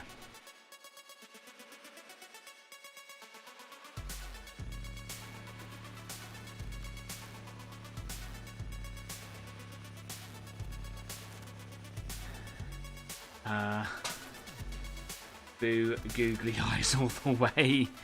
Stafford's happy because he has a Hobgoblin. Hobgoblin is a superior drink. Happy Friday, Stafford. I hope you enjoy your beer. I am a big ale drinker. It does upset my stomach a little bit as I get older, which is a bit of a shame. But I'll never stop drinking it because it's lovely. I'm a really big golden ale fan. So while I used to like the darker ales like Hobgoblin, I prefer Hobgoblin Gold. That is one of my favourite drinks. I do have a golden speckled hen downstairs waiting for me. Probably not today. Like I say, I'm off the drink a little bit at the moment while I'm just being a bit more sensible about my diet. But, you know, I could have it if I feel like, oh, do you know what? I've earned this today.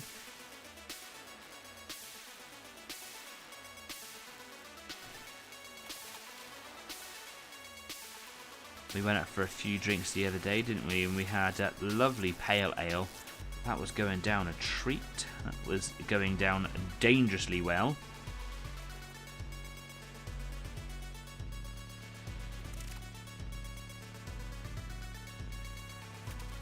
You know, when a drink just does that, and you're like, ooh, looks like I'm on a session.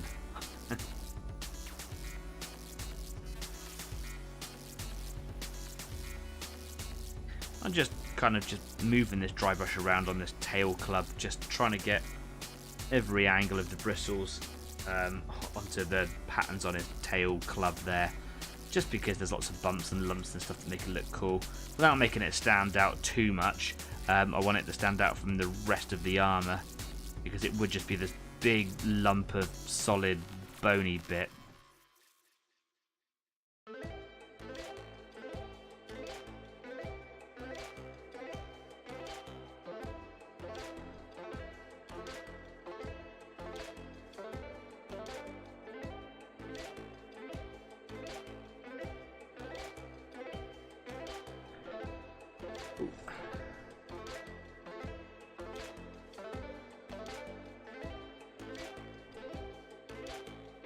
Taken the gun off the Horniter. It's longer than a Sherman. It's a big gun.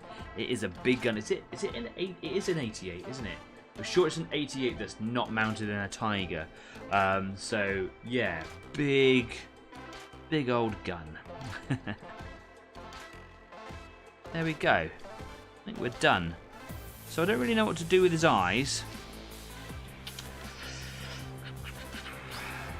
Maybe I'll do like a light grey. I'm going to move this away. I don't want this here. Get rid of that. Let's soak my dry brush in the water and put this colour away. Oh no, I do need that still because I want to just do the horns on his chin, don't I? Let's get that quickly.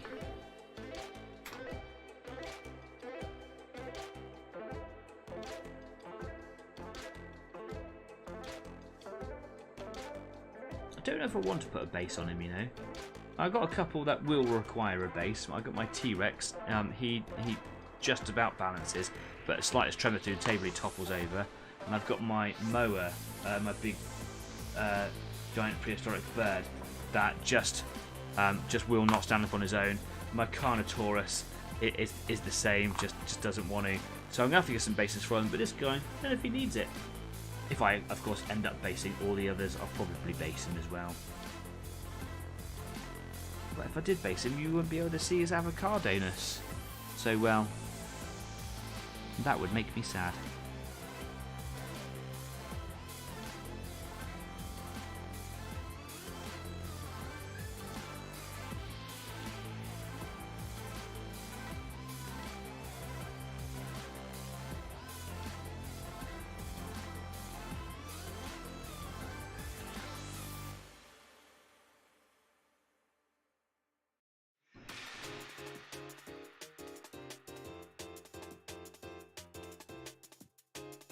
What I'm going to do is I'm going to get a little bit of Agrax Earthshade and just put them at the base of these spikes, because I didn't brown them originally.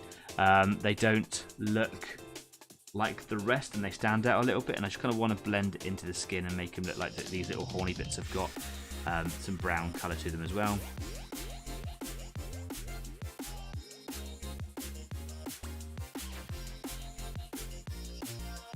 You could also do with a bit of a beak.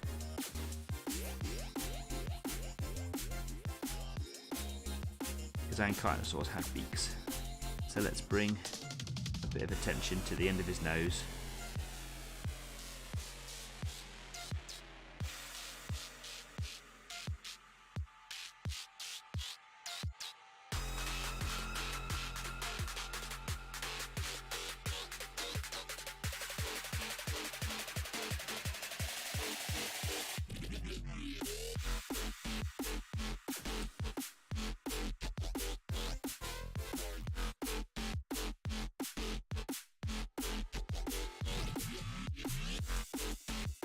I'm going to put a bit of agrax in there just to tone that down a little bit and bring out the definition in his beak.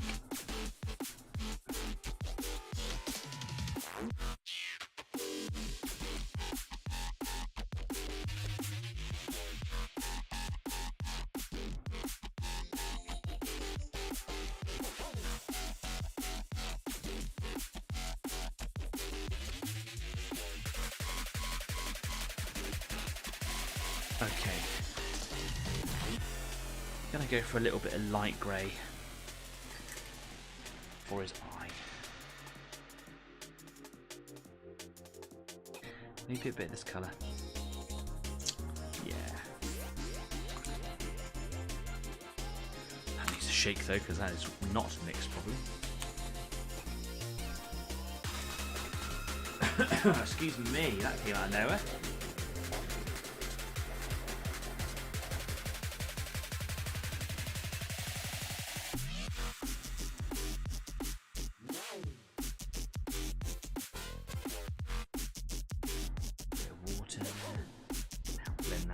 Down.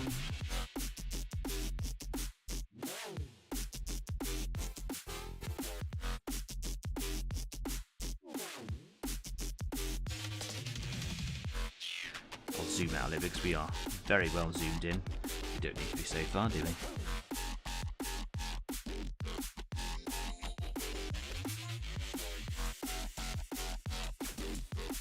It's a very bright grey. Perhaps it was the wrong choice.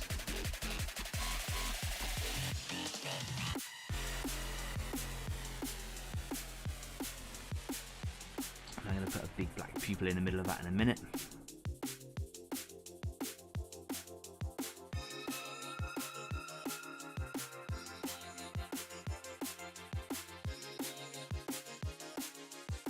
Very nice.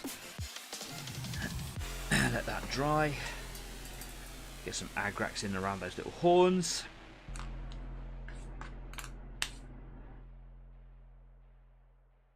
Agrax.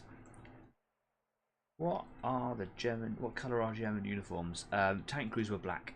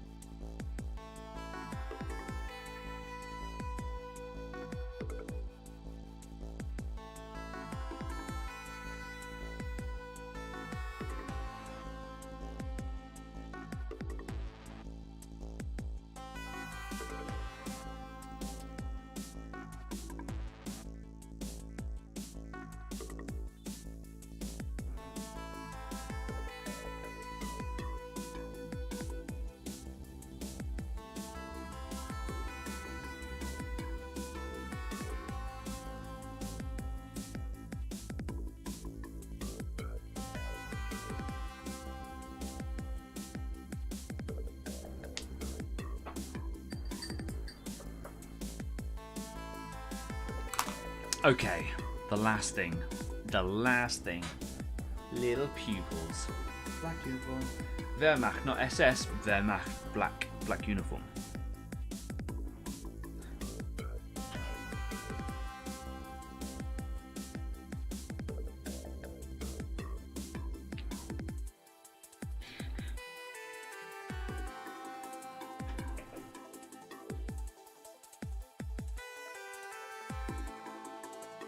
But remember what I said about black on smaller scales.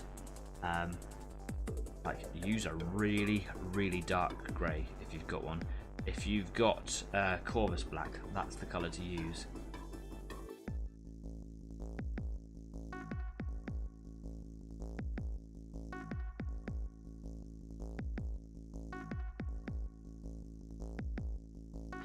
Okay, time for the pupils.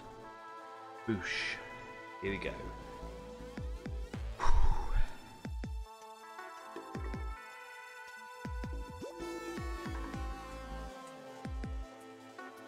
No, I need more paint. That's not enough. I can just tell. I can just tell that my paintbrush is too dry. There's not enough paint on the palette. Let's get more on there. There we go.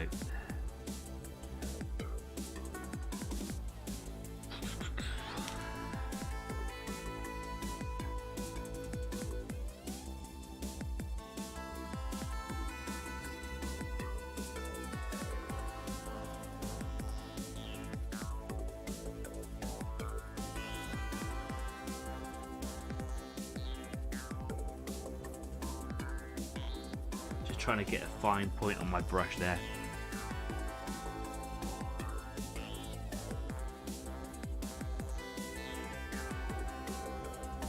It's not my concentration voice, this is my I need patience voice.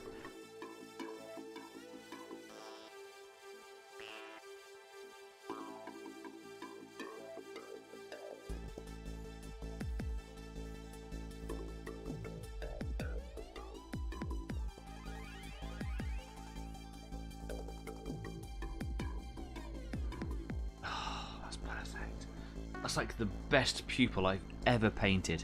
Can I match it on this side?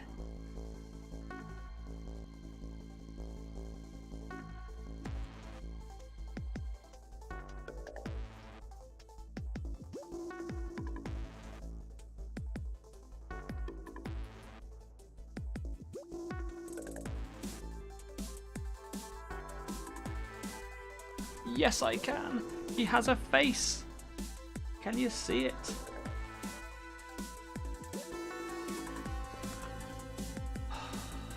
So cool.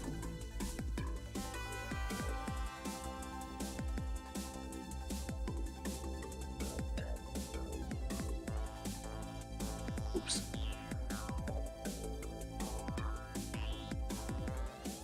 Oh, he looks so good. Well, there you go. There's my dinosaur looking sick as an avocado. I really like him. Thank you very much for watching me paint him, my Ankylosaurus. At the end of the show, I am going to do one more thing, and that's give him a layer of varnish again. But that's it. He is finished. I finished one at the end of a show. Oh, it's so good when I do that. Oh. Okay, here we go, away from the workbench. Just watching it on the replay. It's so good. It's so cool. Anyway, I was just kind of getting involved in watching my own show. That was like an inside of fourth wall thing. It was a bit Inception, really. Anyway, yeah, I've had a really good evening. It's been a nice quiet one this evening. Doesn't have to always be really busy. That's the fun of this show. I've managed to get a miniature painted on the show, which is what this is all about. I just wanted a week or two to go away and paint my little dinosaur, and I'm really, really happy with him. I knew that he wasn't going to be like a spectacularly painted model. He's a very, very small scale miniature.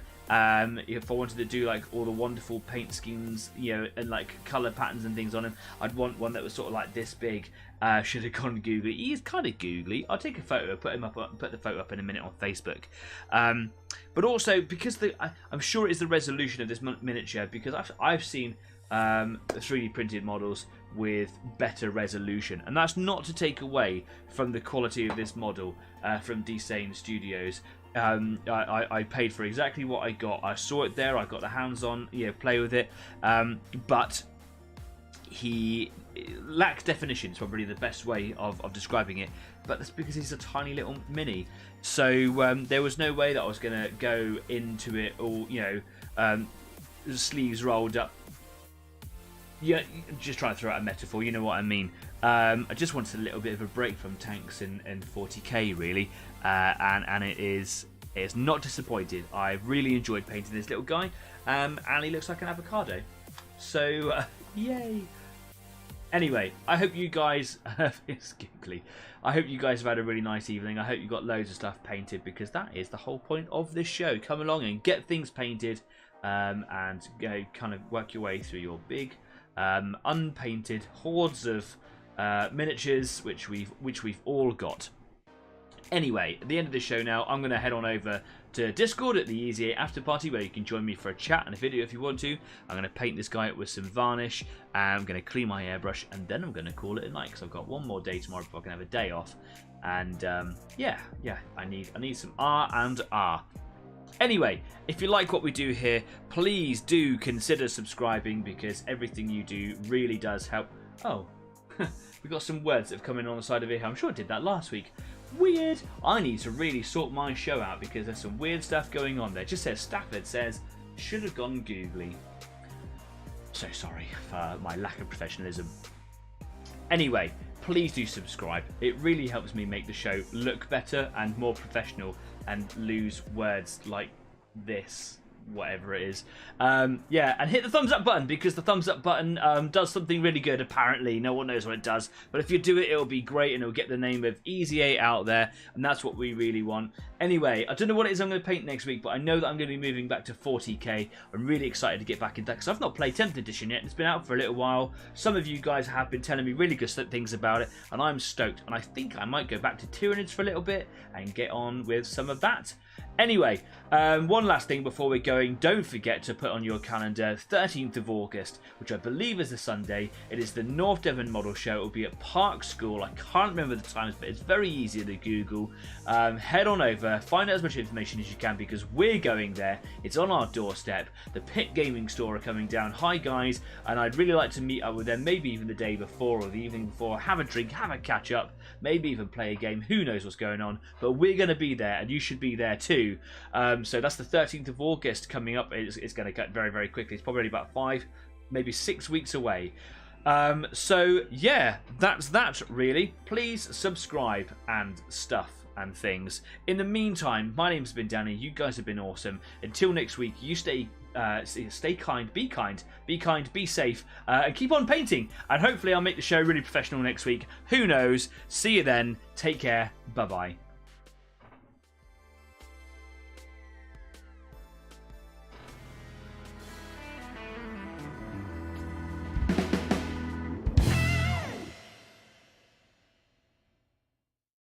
RAWR, says the little avocado dinosaur. I wonder if I can eat it.